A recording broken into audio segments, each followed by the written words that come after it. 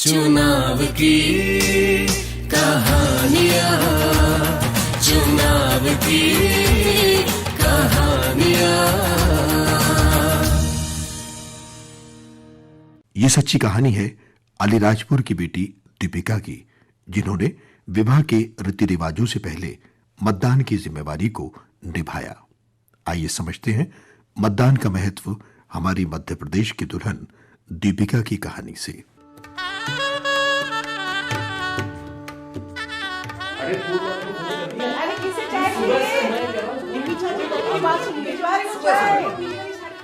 मिठाई को डब्बे भी देख लेना। अरे भाई आ तो जाओ। अरे जल्दी करो ना। नवीन जी ने भौहें उचकाते हुए अपनी पत्नी से कहा। खींचते हुए श्रीमती सेन की आवाज आई, बैठी नहीं हूं मैं, सुबह से फिरकी की तरह घूम रही हूं। अच्छा अच्छा कहते हुए नवीन जी कमरे से निकल गए। हर तरफ अफरा तफरी मची हुई थी। कोई अपनी अटैचियों में सामान भर रहे थे तो कोई सफर के लिए खाने पीने का सामान बटोर रहे थे। पर हर शादी के घर की तरह कुछ एक दो मेहमान तो ऐसे होते ही हैं जो पैर पसारे चाय की चुस्कियों का ही आनंद लूटते रहते हैं। उन्हें कहां पड़ी है टिक टिक आगे बढ़ती सुइयों की। श्रीमती सेन बुदबुदाती जा रही थी और काम करती जा रही थी। कैसे होगा ये सब? तभी दीपिका पीछे से आई और कसकर पकड़ते हुए अपनी मां से बोली, सब हो जाएगा मां, चिंता क्यों करती हो? श्रीमती सेन तभी तपाक से बोली, बेटा अभी मेहंदी की रस्म भी होनी है और हल्दी भी। कैसे होगा सब? किस समय निकलेंगे हम? यहां से रतलाम पहुंचने में 4-5 घंटे तो लगते ही हैं। हां मां, पर इन सब कामों के अलावा एक और बड़ा काम भी बचा है। यह सुन श्रीमती सेन की भौहें तन गईं और माथे पर चिंता की लकीरें तन आई। ऐसा कौन सा काम रह गया है? पर दीपिका कहां रुकने वाली थी। उसने सभी को इकट्ठा किया और हल्दी की रस्म शुरू करवाई। सब करते करते करीब 11 बज चले थे। बस का ड्राइवर हॉर्न पर हॉर्न दिए जा रहा था। नवीन जी की आंखें घड़ी की बढ़ती सुइयों पर टिकी थीं। कुछ लोग अपने बच्चे संभालने में व्यस्त थे तो कुछ अपनी अटैचियां खदेड़ने में लगे थे। आखिरकार 10-15 मिनट की जद्दोजहद के बाद सब बस में सवार हो ही गए और साथ ही शुरू हो गया गाना बजाना। तभी दीपिका ने ऐलान किया कि अभी कुछ देर है अलीराजपुर की सड़कों को छोड़ने के लिए और रतलाम की गलियों को छूने में। सभी एकटक दीपिका की ओर देखने लगे। ऐसा लग रहा था सभी उससे एक ही सवाल करना चाहते हैं। पर इससे पहले कि कोई पूछ पाता, दीपिका ने ड्राइवर को बस मतदान केंद्र की तरफ ले जाने को कहा। कुछ आवाजें पूछ रही थी, मतदान केंद्र क्यों? पहले ही देर हो चुकी है। इन्हीं आवाजों को संबोधित करते हुए दीपिका ने कहा, देर तो तब हो जाएगी अगर हम मतदान केंद्र आज ना गए तो। अगले 5 सालों तक फिर यह मौका नहीं मिलेगा और तब हम यही दिन याद करते रह जाएंगे कि काश हमने उस दिन कुछ समय की देरी के पीछे अपना हक यूं ही ना गंवाया होता। फिर क्या था, सभी अपना पहचान पत्र लिए दुल्हन के पीछे मंडप से पहले मतदान केंद्र पहुंचे।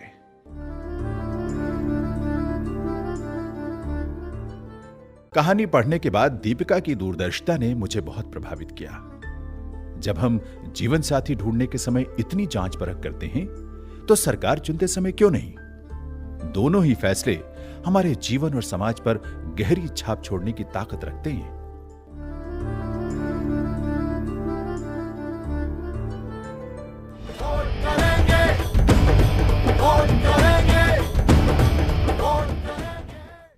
आइए सुनते हैं मिजोरम के आइजोल के लमारे की सच्ची कहानी, जो हमें बताती है कि कैसे लमारे ने अपनी बीमार बिटिया की तीमारदारी के बीच समय निकालकर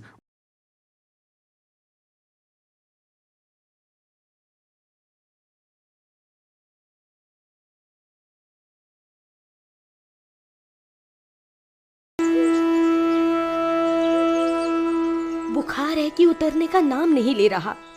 डोलमा ने अस्मी के सर पर हाथ फेरते हुए कहा। लमारे सामने ठोडी घुटनों पर सटाए गठरी बने बैठा था। अरे कुछ बोलते क्यों नहीं? डोलमा ने रुआसे स्वर में कहा। क्या बोलूं मैं? यहाँ बिटिया बीमार है और कोई दवा काम नहीं कर रही। मुझे लगता है दूसरे गांव की डिस्पेंसरी से दवाई लानी पड़ेगी। डोलमा बोली, हाँ पर आज वोट डालने भी तो हमें जाना है। और दूसरे गांव से आते आते शाम हो जाएगी। लमारे फुर्ती से उठा और कल का बचा पुमलोई एक डब्बी में डाला और दरवाजे की तरफ बढ़ गया। डोलमा भागते हुए पीछे गई और बोली, अरे कहाँ चल दी इतनी जल्दी में? घर की सीढ़ियां उतरते हुए लमारे बोला, साथ वाले गांव में जा रहा हूं अस्मी की दवाई लाने। अभी निकल जाऊंगा तो इलेक्शन खत्म होने से पहले लौट आऊंगा। तुम वोट डालने जाओगी तो बूथ अधिकारी से बोल देना मेरा वोट बहुत जरूरी है। ये कहता हुआ लमारे निकल गया। दोपहर हो चली थी। डोलमा की नजरें दरवाजे पर गड़ी थी। हर आहट पर उसे लगता था लमारे आ गया। अस्मी का बुखार था कि कम नहीं हो रहा था, और उधर मतदान का समय भी निकला जा रहा था। अब डोलमा की आतुरता बढ़ती जा रही थी। और उसी समय, कोई रह तो नहीं गया? सबने अपना वोट डाल दिया? कोई रह तो नहीं गया? डोलमा नंगे पांव बाहर की ओर भागी और अपने घर के दरवाजे से ही जोर से चिल्लाने लगी, लमारे रह गया है, उसे वोट देना है अभी। मुनादी करने वाले को डोलमा ने पूरा हाल सुनाया और वो ये खबर लेकर बूथ ऑफिसर के पास गया।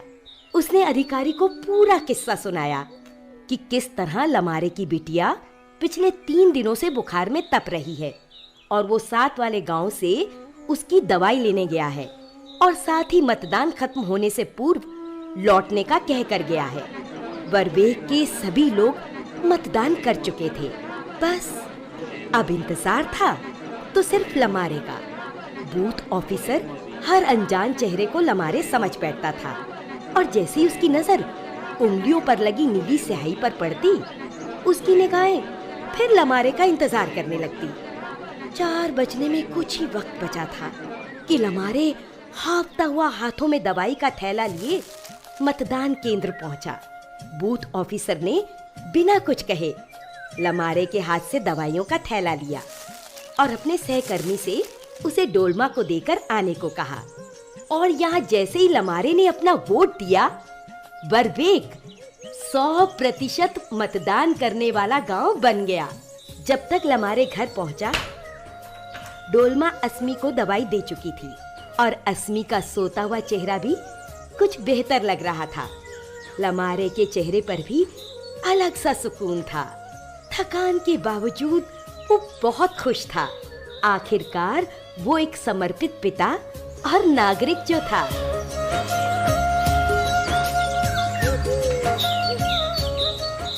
एक तरफ लमारे है जो हर परिस्थिति से जूझते हुए भी देश के प्रति कर्तव्यनिष्ठ है, और एक तरफ है हम जो इलेक्शन के दिन को बस एक छुट्टी की तरह देखते हैं। सोचती हूँ हम में से कौन एक बेहतर नागरिक है।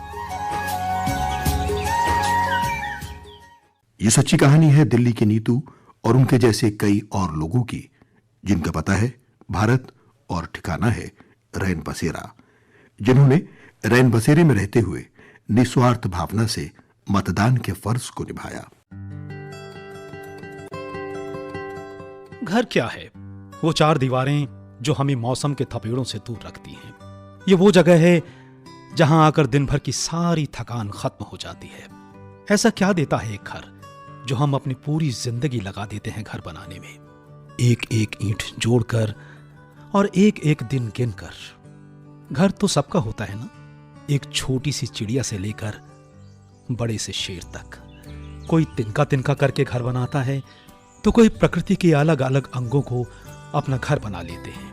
पर हम तो इंसान हैं। सभ्यता की सीढ़ियां चढ़ते चढ़ते बहुमंजिला इमारतें, आलीशान नाले बना डाले हमने। पर हम में आज भी बहुत से लोग हैं जो हर दिन घर ढूंढते हैं, कभी सड़क तो कभी सड़क के किनारे पड़ी सीमेंट की बनी पाइप। और अगर किस्मत ने साथ दिया तो रैन बसेरा, यही है उनका घर। अब कोई पूछे तो क्या बताएं अपने घर का पता? अरे वही जो सड़क गुरुद्वारे के बाहर है। अंदर खाना खाते हैं और बस वहीं बाहर तारों का बिछोना ओढ़कर सो जाते हैं। सोचें तो जो रोज रात सर छिपाने के लिए घर ढूंढते फिरते हैं, उन्हें क्या फर्क पड़ता होगा सरकार से? कौन कितने वोटों से जीता, पर सच तो ये है कि फर्क पड़ता है। उस दिन जब मैं नीतू से मिला, जो कि लगभग 35 साल की रही होगी, 4 छोटे छोटे बच्चों की मां, हाथ में मतदाता पहचान पत्र उठाए मुस्कुरा रही थी। आज मैं भी वोट डालूंगी, मुझे नहीं पता फर्क पड़ेगा या नहीं, पर यह कार्ड मुझे भारत का नागरिक होने की पहचान देता है, मेरे घर का पता बताता है। भारत, हां, भारत है मेरा घर।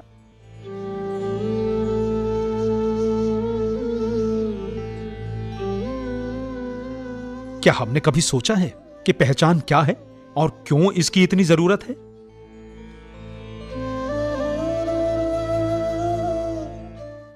ये कहानी है दिल्ली चुनाव कार्यालय से सेवानिवृत्त कर्मचारी बीडी की, जिनका ड्यूटी के प्रति समर्पण और निष्ठा सभी के लिए एक मिसाल है।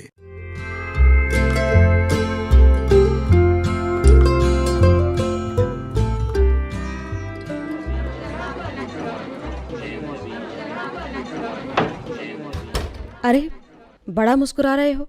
इलेक्शन अफसर के कमरे में घुसते हुए शर्मा साहब ने कहा। अफसर साहब कुछ मुस्कुराए और बोले, कुछ नहीं। आते ही बीड़ी जी के हाथ की चाय पीने की इतनी खराब आदत लग चुकी है कि किसी और के हाथ की चाय अच्छी नहीं लगती, और अपनी धुन में कई बार मैं उनको आवाज़ ही लगाता रहता हूँ, और फिर एहसास होता है अपनी बेवकूफ़ी का और अपनी जाती यादाश्त का। बीड़ी साहब तो रिटायर होकर घर पर आराम कर रहे होंगे, पर कई बार ये भी विचार आता है कि उनके जैसा व्यक्ति क्या आराम कर सकता है? वो रोज़ यहाँ सुबह सबके आने से पहले पहुँच जाते। मजाल है 30 सालों में कभी लेट हुए हों। कार्यालय की हर चीज़ जो चमक रही है वो बीड़ी की चमकाई हुई है। हर चीज़ को सलीके से अपने ठिकाने पर रखना बीड़ी के स्वभाव का हिस्सा था। इस कार्यालय के सख्त पहरेदार थे बीड़ी, जो इस देश के प्रजातंत्र की नींव है, चुनाव का हक, उसे सुव्यवस्थित तरीके से कराने के लिए दिन रात एक करते थे बीड़ी। दिन को और काम को सुव्यवस्थित रखते थे। अगर वो दिन रात एक करते हैं तो हमारे बीडी भी उनके साथ आकाश में सूरज से चांद आने तक का सफ़र तय करते। पिछले 30 सालों में अफसर तो 8 बदल चुके हैं, पर हमारे बीडी वही रहे। हर अफसर को समझते, उनका ख्याल रखते। मंजर तो तब देखने लायक होता था जब चुनाव के दौरान ऐसा लगता कि बीड़ी के पैरों में पहिए लग गए हैं। 5 से 7 किलोमीटर तो दफ्तर में इधर से उधर चलकर ही हो जाते थे उनके। नींद और थकान तो बीड़ी के पास फटकती भी नहीं थी। 14 से 15 घंटे तो वो बिना रुके काम करते थे, और इन्हीं के काम से औरों का काम चलता था, क्योंकि काम करने के लिए ईंधन तो यही देते थे, कभी चाय के रूप में तो कभी कॉफ़ी के रूप में, तो कभी कभार तो वो घर के बड़े की तरह सबका ख्याल रखते। छुपे हुए नायक हैं हमारे बीडी, हर चुनाव की गाड़ी दौड़ाने वाले और छुप कर रहने वाले बीडी। शर्मा जी मन मन मुस्कुराते हुए सर हिलाकर हामी भरते रहे। चुनाव की मशीनरी के बीडी एक अभिन्न अंग हैं। हम सब भी लोकतंत्र की पूरी मशीनरी का एक अंग हैं। क्या हमें इसमें भाग नहीं लेना चाहिए?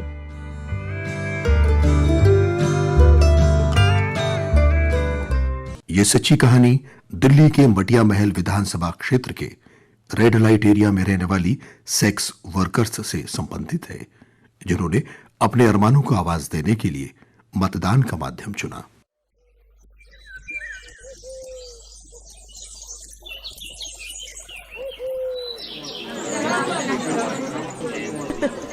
आज ऐसा लग रहा है जैसे पूरा बल्ली मारान यहाँ आकर खड़ा है। सबको अपना अच्छा भविष्य इलेक्शन के साथ जुड़ा लगता है। नसरीन ने हंसते हुए पूनम से कहा, क्यों नहीं, और किससे उम्मीद लगाएं? आज वोट दे रहे हैं तो लगता है कि हम भी सरकार का हिस्सा हैं, इस देश का हिस्सा हैं और इस समाज का हिस्सा हैं। नसरीन ने सिर हिलाते हुए पूनम की बात से सहमति जताते हुए कहा, हाँ, अभी तक तो ऐसा लगता था कि हमें समाज का ऐसा अंग है जिससे सबने मुंह मोड़ लिया है। सबको पता है कि हम हैं, बिन बताए चुपके छुपाए आते भी हैं। पता नहीं हमें समाज का हिस्सा मानने में क्या तकलीफ है। हम भी तो अपना काम ही करते हैं, तो हमारा काम ना होकर उपेक्षा का विषय कैसे बन जाता है? नसरीन और पूनम अपनी बातों में गुम सी हो गई। तभी अमीना अम्मा की आवाज़ ने उनकी गुफ्तगू को विराम दिया। मेरी तो टांगे जवाब दे गई है यहाँ खड़े खड़े, पता नहीं कितनी देर लगेगी। अरे इतना जमावड़ा तो यहाँ रात को भी नहीं होता था जब मैं काम किया करती थी। 80 साल की बूढ़ी हड्डियों में इतनी ही जान नहीं है। तभी नसरीन के माथे पर सिलवटें आती सी नजर आई। वो हाथ घुमाकर बोली, क्यों आई हो तुम अम्मा? तुम्हारी तो इतनी जिंदगी निकल ही चुकी है, क्यों अपनी बूढ़ी हड्डियों को गला रही हो? इन्हीं गली हुई हड्डियों के खातिर ही खड़ी हूँ। मैं यहाँ खड़ी हूँ तुम्हारे लिए, ताकि मेरी उम्र में तुम्हें दर दर की ठोकरें ना खानी पड़े। वो जैसी असहाय औरतें जिन्होंने अपना पूरा जीवन यहाँ देह के बल पर गुजारा है, वो अब उस देह को आराम दे पाए, इसलिए खड़ी हूँ मैं। अमीना अम्मा ने बताया कि इस इलेक्शन से पहले भी उन्होंने वोट दिया था। ये सुनकर मुस्कराते हुए सबरीना बोली, अम्मा मैं पहली बार वोट देने आई हूँ और हर बार दूंगी। वोटर कार्ड ही पिछले साल बना था, 18 की हुई थी तब। अमीना अम्मा कुछ समय तक सबरीना के साथ रही, जैसे कुछ सोच रही हो। मुस्करा दी और सबरीना के सिर पर हाथ फेर कर बोली, तू क्या चाहती है सरकार से? सबरीना की आवाज़ में एक अलग सी उमंग थी। अम्मा का सवाल सुनते ही तपाक से बोली, इज्जत चाहती हूँ। आज हम वोट दे रहे हैं और हमारा वोट भी उतना ही ज़रूरी और मान्य है जितना और सबका। वहाँ खड़ी बहुत सी औरतें उसे मुड़ मुड़ कर देख रही थी। कईयों की आंखों में आंसू भर आए थे। ऐसा प्रतीत हो रहा था जैसे सबरीना ने सबके मन की बात अपनी जुबान से कह दी हो। वोट क्या गजब का साधन है समानता लाने का। क्या आप बता सकते हैं कि कैसे लाता है ये समानता? ये सच्ची कहानी है देश के पूर्वोत्तर राज्य अरुणाचल प्रदेश में बसे गांव के मतदाताओं की, साथ ही वहां चुनाव कराने वाले मतदान कर्मियों की, जिन्होंने कठिन भौगोलिक परिस्थितियों के बावजूद वहां मतदान को सफल बनाया।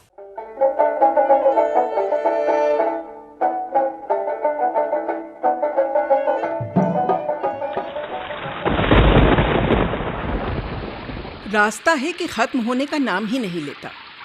कभी ऊपर तो कभी नीचे चलता ही जाता है। और कितना रास्ता बाकी है ये पता भी कैसे चले? हर तरफ पेड़ हैं और घास है, ना कोई सड़क है और ना ही कोई मार्ग चिन्ह। बताओ भला, इसके बावजूद सब अपने रास्ते पहुंच जाते हैं। वो तो है साहब। ममई मुस्कुराते हुए बोला, साहब ये चांगला है, 48 किलोमीटर दूर है चांगलांग से। शायद हमारे अरुणाचल प्रदेश का सबसे दूर बसा हुआ गांव है। और अभी मॉनसून के कारण भी रास्ता थोड़ा और कठिन हो गया है। तिरप नदी का पानी उफान पर जो है, इसलिए ढलान फिसलन पट्टी सी बन गई है। मैं तो ममई के पीछे पीछे ऐसे चल रहा था जैसे कोई छोटा बच्चा अपने पहले कुछ कदम रखकर चलना सीख रहा हो। समझ नहीं पा रहा था पैर कहाँ रखूं और हाथ कहाँ ले जाऊं, क्योंकि बिना सहारे के चलना तो असंभव हो चला था। और दूसरी तरफ थे ये साहब ममई, जिनको देखकर ऐसा लग रहा था कि मॉनसून के पानी ने इनके पैरों को कुछ अलग ही चिपक दे दी है, जो ये फिसल ही नहीं सकते। इसीलिए तो ऐसे भागे जा रहे हैं कि हम तो डर से मरे जा रहे हैं कि कहीं आंखों से ओझल ही ना हो जाएं।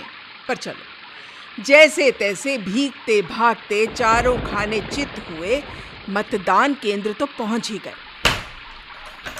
फिर बूथ तैयार कर मतदाताओं का इंतजार शुरू हुआ। सुबह 10 बजे तक तो 2 ही वोट डले थे, पर 10 बजे के बाद धीरे धीरे कच्चे रास्ते, फिसलन पट्टी सी पहाड़ियां लांघते 4 घंटे का पैदल सफर करके भारत के नागरिक पहुंच ही गए संसार के सबसे बड़े जनतंत्र को और मजबूत करने। इन रास्तों पर जहां न गाड़ियां चल सकती हैं, न और कोई आने जाने का साधन है, पतली पगडंडियां जिनके दोनों तरफ खाई है, जहां चलने के लिए वास्तविकता में तिनकों का सहारा है। ऐसा भूखंड भी भारतीय होने का हक और अपने देश के प्रति प्रेम का जज्बा कम नहीं कर पाया। ये था चांगला।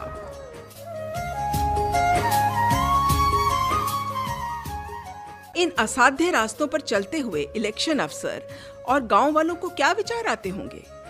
क्या है जो इनको इन रास्तों पर चलने के लिए प्रेरित करता है? ऐसे लगता है कि अफसर और गांव वाले एक ही रस्सी के 2 छोर हैं और दोनों एक दूसरे को कर्तव्य निष्ठा और अपने अधिकारों से सदुपयोग की तरफ खींचते हैं। क्या ये सोच सही है?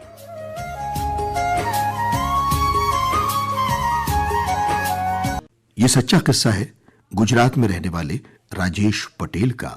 आइए जानते हैं कैसे एक चिट्ठी ने राजेश जी को मतदान के लिए प्रेरित किया।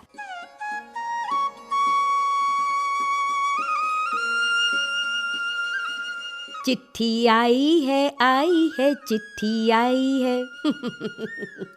कौन लिखता है चिट्ठी आजकल? किसके पास समय है इतना? चिट्ठी लिखो फिर पोस्ट करो।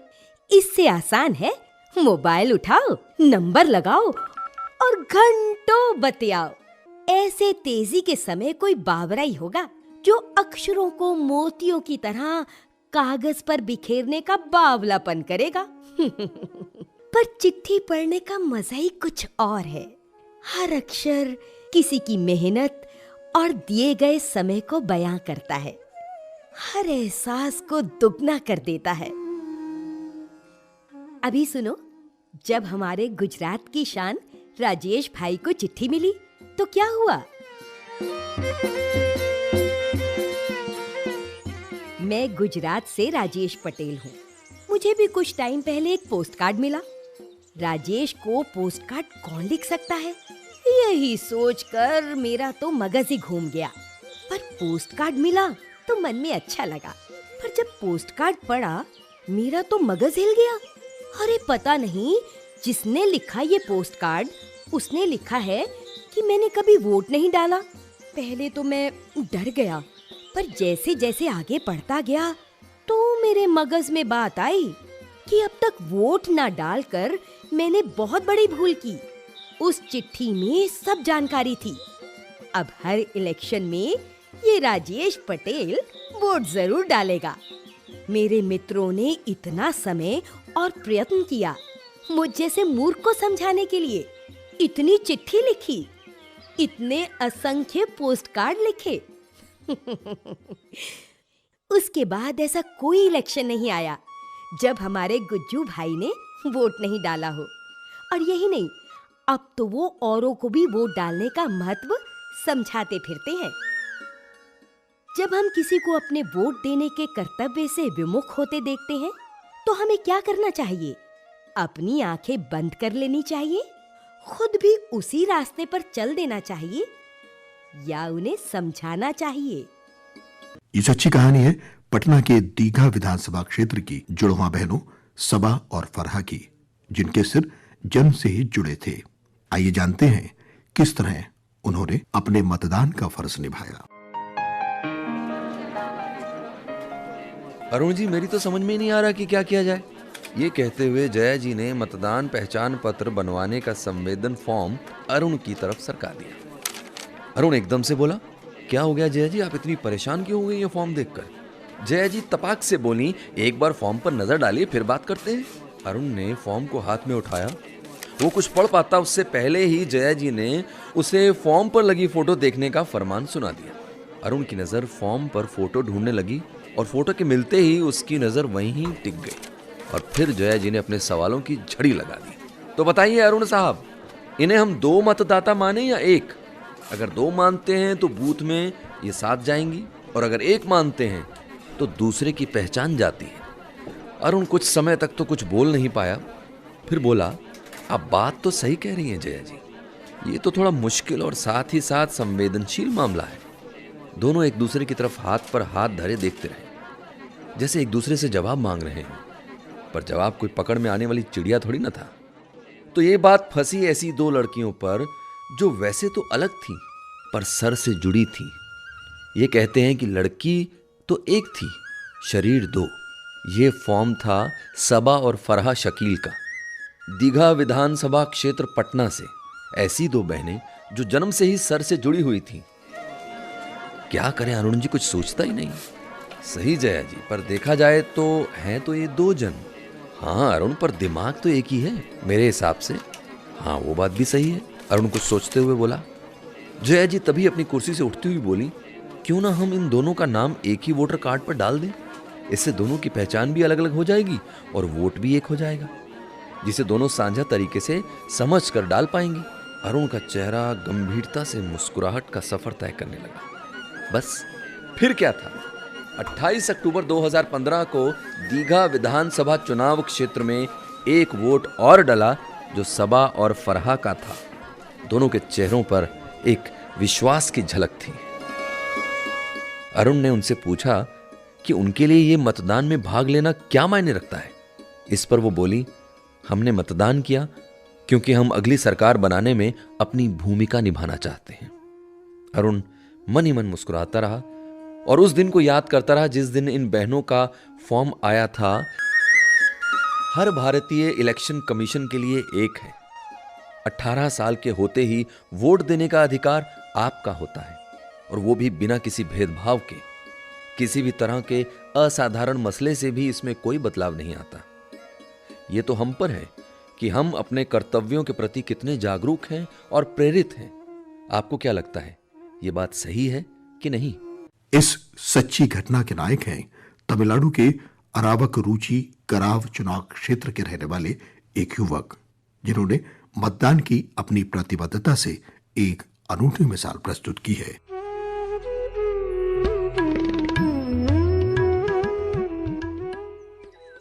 अरे पोखलम, कहाँ जा रहे हो? अरे कैसी बात करते हो? मतदान केंद्र, मैं मत डालने जा रहा हूँ। सर हिलाते हुए और मुंह उचकाते हुए बालू बोला। वेंकट अपनी कुर्सी से उठा और किसी मैराथन में भागने वाले धावक की तरह मतदान केंद्र के दरवाजे पर पहुंच गया और बालू का रास्ता रोकने लगा। अरे ये क्या बात हुआ? तुम मेरा रास्ता क्यों रोकता है? तुम मेरे अधिकार के बीच में आता है। बालू गुस्से में वेंकट को देखते हुए बोला। वेंकट शांत खड़ा बालू को सुनता रहा, पर उसने दरवाजे से अपना हाथ नहीं हटाया। फिर बोला, अरे अपनी वेष्टी देख, मतलब अपनी वेशभूषा देख। राजनीतिक पर्चा लग रही है और मतदान केंद्र में किसी तरह का राजनीतिक प्रचार कानूनन गलत है। बालू ने अपनी धोती की तरफ देखा। क्या इससे प्रचार हो रहा है? अभी क्या करे? यही पड़ा था, पहन आया। वोट तो देना है ना? वेंकट ने थोड़ा गुस्सा करते हुए कहा। वोट देना है तो कपड़े बदल कर आओ। अरे कपड़े कैसे बदलूं? मेरी बीवी तो घर बंद करके गया है। वेंकट खींचते हुए बोला, अरे वोट देना है तो कपड़े तो बदलने ही पड़ेंगे। बालू वहां से चुपचाप चला गया। थोड़ी देर बाद वेंकट को एक आदमी नाइटी पहने हुए मतदान केंद्र की ओर आते दिखा। वहां खड़े सारे लोग उसे मुड़ मुड़ कर देख रहे थे, पर वो बिना किसी फिक्र करे मतदान केंद्र की ओर बढ़ता जा रहा था। दरवाजे पर जैसे ही उसने वेंकट को आवाज लगाई, "ए, अभी ठीक है? अभी वोट डाल सकता है?" वेंकट बालू को देखकर दंग रह गया। उसकी दृढ़ता और जनतंत्र की तरफ निष्ठा को देखकर वेंकट मन ही मन मुस्कुरा रहा था। अगर हमारे में वोट देने की इच्छा हो तो छोटी छोटी चुनौतियों की परवाह कौन करता है? सोचो, अगर आपके साथ ऐसा हो जाए तो आप क्या करेंगे? ये सच्ची कहानी है जयपुर राजस्थान में रहने वाली उस हमीदा की, जिसने अशिक्षित होते हुए भी नैतिकता का ऐसा पाठ पढ़ाया जिसने एक नेता की विचारधारा ही बदल दी।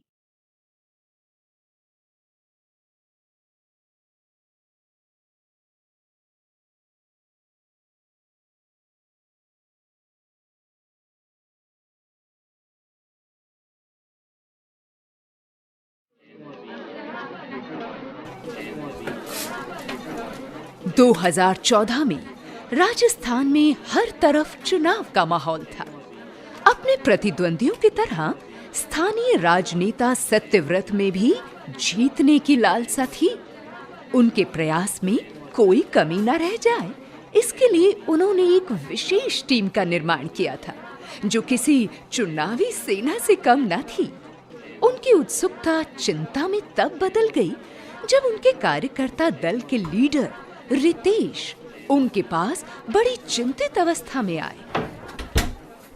रितेश की घबराहट देखकर सत्यव्रत को अंदाजा हो गया कि कुछ है जो ठीक नहीं है। सक पकाते हुए दबी जबान में रितेश बोला, सर, रामनगर क्षेत्र में स्थिति काफी गंभीर है।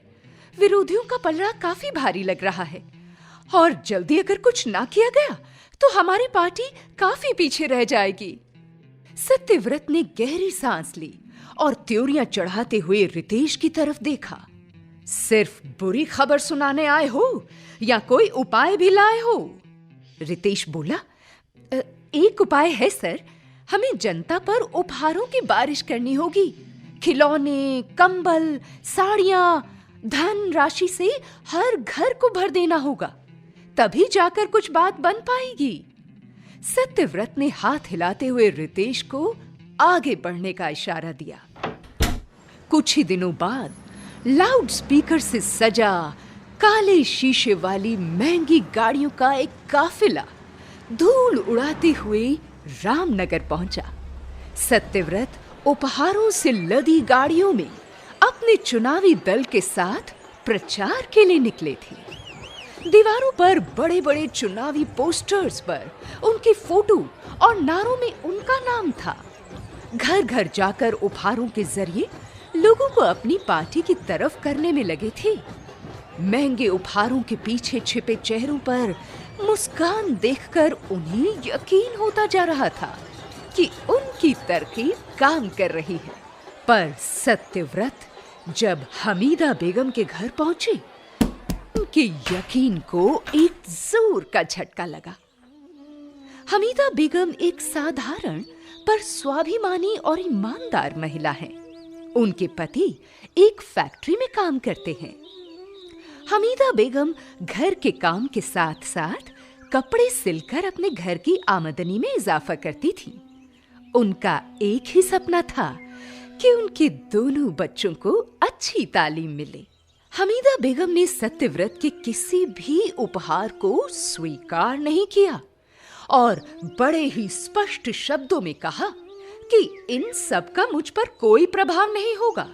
जो उम्मीदवार मेरे क्षेत्र में सुधार ला पाएगा उसी को मेरा वोट जाएगा। सांसद बनने की लालसा में सत्यव्रत साम, दाम, दंड भेद सभी तरह की कुनीतियां अपनाने के लिए तैयार बैठे थे। पर हमीदा बेगम के शब्दों का उन पर गहरा प्रभाव हुआ। उन्होंने चुनाव प्रचार की सभी अनैतिक गतिविधियां रुकवा दी और कार्यकर्ताओं को आदेश दिया बची हुई राशि से क्षेत्र में एक विद्यालय की स्थापना करें। हमीदा बेगम ने अपना वोट किसे दिया ये तो हमें आज भी नहीं मालूम, पर एक महत्वपूर्ण सीख उन्होंने हम सबको दी कि वोट खरीदे नहीं जा सकते।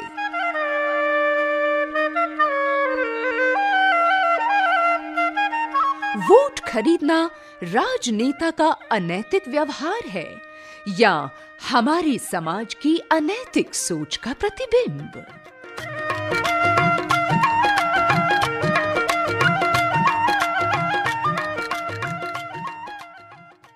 ये एक सच्ची कहानी त्रिपुरा में रहने वाली सोमाश्री की है, जिन्होंने मातृत्व की जिम्मेदारियों को निभाने से पहले एक नागरिक होने का फर्ज निभाया। आइए जानते हैं सोमाश्री की इस प्रेरणादायक कहानी के बारे में।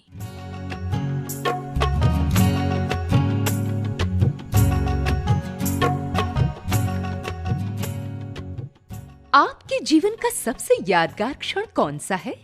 कोई ऐसा लम्हा जिसमें आपको जीवन की सबसे बड़ी खुशी मिली हो? अपने आसपास वालों से ये सवाल करेंगे तो शायद हर किसी का अलग ही जवाब होगा। किसी के लिए उनका पहला घर तो किसी और के लिए उनकी पहली गाड़ी। त्रिपुरा के रूपक दास और उनकी पत्नी सोमाश्री दास भी अपने जीवन में इस खुशी को ढूंढ रहे थे, पर उस खुशी को पाने से पहले दास दंपत्ति को जीवन की कुछ परीक्षाएं देनी थी। सोमाश्री जी की गर्भावस्था कठिनाइयों से भरी थी। डॉक्टर ने उन्हें बताया कि गर्भावस्था की जटिलताओं को देखते हुए सिजेरियन कराना अनिवार्य होगा। डॉक्टर ने जब उन्हें ये खबर दी तो उनके चेहरे का रंग ही उड़ गया।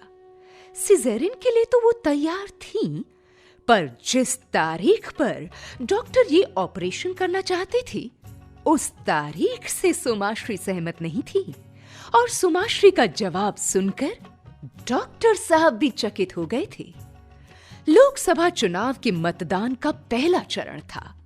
अपना मतदान करके देश के लिए एक सशक्त और ईमानदार सरकार का चुनाव करना हर नागरिक की जिम्मेदारी है। सुमाश्री भी अपनी इस जिम्मेदारी से पीछे नहीं हटना चाहती थी। उन्होंने डॉक्टर से अनुरोध किया कि सिजेरियन एक दिन से निलंबित किया जाए। सिजेरियन एक नाजुक ऑपरेशन होता है और ध्यान ना दिया जाए तो गर्भवती महिला और उनके होने वाले बच्चे को काफी समस्याएं आ सकती हैं। डॉक्टर ने सुमाश्री को इन सब कठिनाइयों से अवगत कराया और साथ ही साथ उन्हें ये सलाह दी कि वे ऑपरेशन को विलंबित ना करें। पर सुमाश्री अपने फैसले पर अडिग थी। सुमाश्री ने निर्णय लिया कि अपना मतदान करके वो अपने होने वाले बच्चे को एक उज्जवल और प्रगतिपूर्ण भारत देने की सच्ची कोशिश करेंगी। अब आप ही बताइए, इससे बड़ा तोहफा भी कोई दे सकता है अपने बच्चों को? डॉक्टर साहब, जो हर रोज सैकड़ों मरीजों को उनकी दिनचर्या और स्वास्थ्य के बारे में मशवरा देती थी, आज उन्हें भी एक सीख मिली थी। वो सुमाश्री से बहुत प्रभावित हुए और बोले, इस साल तो मैं भी अपना मत डालने जरूर जाऊंगा। डॉक्टर साहब और सुमाश्री ने चुनाव के दिन अपना महत्वपूर्ण मतदान किया और उसके पश्चात सुमाश्री ने एक स्वस्थ बच्चे को जन्म दिया।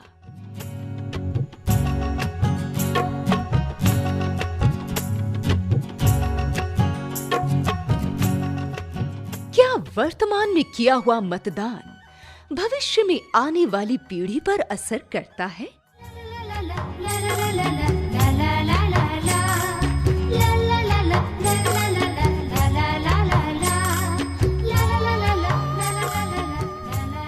ये सच्ची कहानी झारखंड के नक्सल प्रभावित क्षेत्र से जुड़ी है, जहां सोना और उसके मित्रों ने अदम्य साहस दिखाते हुए मतदान का प्रचार प्रसार किया। आइए जानते हैं कैसे। चहल पहल वाले बाजार में एक वाहन में 4 नवयुवतियों का समूह हंसते गाते जा रहा था। अचानक ही ड्राइवर ने जोर से ब्रेक लगाया। सड़क पर रगड़ खाते गाड़ी के पहियों के निशान और उनकी तीखी आवाज से अंदाजा लगाया जा सकता था कि चालक इस परिस्थिति की आशंका नहीं कर रहा था। घसीटते हुए वाहन तकरीबन 20 फुट की दूरी पर जाकर रुका। अचानक लगी इस ब्रेक के झटके ने सभी सवारियों को हिला दिया था। कोई गाड़ी की छत से या दरवाजे से जा लगा तो कोई अपने साथी के ऊपर गिरा। जैसे ही सवारियों ने होश संभाला तो उन्होंने देखा कि उनके इर्द गिर्द 10-15 नक्सली बंदूक ताने खड़े थे। ये किसी फिल्म का दृश्य नहीं था, बल्कि झारखंड के एक गोइलकेरा क्षेत्र का नजारा था। ये इलाका प्राकृतिक रूप से बहुत सुंदर था, पर यहाँ के जंगलों में शेर की दहाड़ से ज्यादा नक्सलवादियों की गोलियों के धमाके सुनने में आते थे। सोना और उनकी 3 सहेलियां स्थानीय महाविद्यालय की छात्राएं थीं। जिला प्रशासन ने मतदाताओं को प्रेरित करने के लिए जागरूकता रथ बनाए थे और खतरों के बावजूद भी इन चारों युवतियों ने भी उस कार्यक्रम में भाग लिया था। AK-47 ताने एक लंबे चौड़े नक्सली ने सोना को घूरते हुए उसका माइक्रोफोन मांगा। ऐसी स्थिति में किसी के भी रोंगटे खड़े हो जाएंगे, परंतु सोना ने धैर्यपूर्वक बताया कि उसके पास कोई माइक्रोफोन नहीं है। वो नक्सलवादी गुस्से में और हिंसक हो गया था। उसके इशारे पर एक दूसरे नक्सलवादी ने सोना के सर पर बंदूक तान दी। अगर माइक्रोफोन नहीं है तो यहां क्या कर रही हो? उसने चिल्लाकर सोना से पूछा। सोना ने उन्हें समझाया कि वो तो बस लाउड स्पीकर के सहारे चुनाव आयोग के संदेश का प्रचार कर रही थी और साथ ही साथ लोगों में पर्चे तथा अन्य लिखित सामग्री बांट रही थी। एक छोटी सी आयु की महिला उससे आंख से आंख मिलाकर बात कर रही थी। इस बात से नक्सली ने अपना आपा खो दिया। उन लोगों ने प्रचार के लिए बने पोस्टर और बाकी सामान को लूट लिया। साथ ही साथ सोना और उसके साथियों को धमकी दी कि दोबारा लोगों को चुनाव के लिए प्रेरित करने की कोशिश ना करें, नहीं तो उनकी और उनके परिवार के सभी सदस्यों की जिंदगी खतरे में होगी। ये पूरी घटना बीच बाजार में हो रही थी, पर किसी की हिम्मत नहीं थी कि आगे बढ़कर सोना और उसके साथियों की मदद करे। आसपास खड़े लोग डर से थर-थर कांप रहे थे। तभी नक्सलियों का ध्यान चुनाव प्रचार के एक दूसरे वाहन की तरफ गया। गैंग ने उस वाहन को रोका और सामान लूटने के बाद उसमें आग लगा दी। सोना और उसके साथियों ने इस मौके का फायदा उठाया। जैसे ही उन्होंने देखा कि नक्सलियों का ध्यान कुछ क्षणों के लिए उन पर से हटा, वो सब अपनी जान बचाने के लिए जंगल की ओर भागे। जैसे तैसे ये सभी लोग एक नजदीकी गांव में पहुंचे। इस दुर्घटना की खबर प्रशासन और थाने पहुंचते देर नहीं लगी, परंतु जब तक सीआरपीएफ सोना और उनके साथियों को ढूंढ पाते, आधी रात बीत चुकी थी। इस पूरी घटना से ये सभी युवतियां अंदर तक सहम गई थी। नक्सलियों के आक्रोश को वो भुला नहीं पा रही थी। गांव वालों को दी गई धमकी अभी भी इन सब के कानों में गूंज रही थी। जो भी मतदान करेगा उसे भयानक परिणाम का सामना करना होगा। आतंक और हिंसा से भरी ये रात शायद उनके जीवन की सबसे लंबी रात थी। इतनी कठिनाइयां और अपने जीवन पर आए संकट के बाद भी इन युवतियों ने हार नहीं मानी। डर कर घर पर बैठने की बजाय लोकतंत्र में अपना विश्वास प्रदर्शित करते हुए अगले ही दिन से उन सब ने मिलकर जागरूकता अभियान फिर से शुरू किया। उन्होंने लोगों को तो मतदाताओं की जिम्मेदारियों से अवगत कराया, साथ ही मतदान के दिन अपने पूरे परिवार को लेकर मतदान करने भी गई।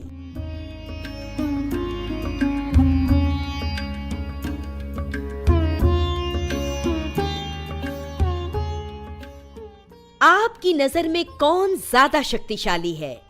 एक मतदाता जो बिना कुछ कहे अपने मतदान से सरकार चुनने की ताकत रखता है, या वो लोग जिन्हें अपनी बात कहने के लिए भी बल और आतंक का सहारा लेना पड़ता है?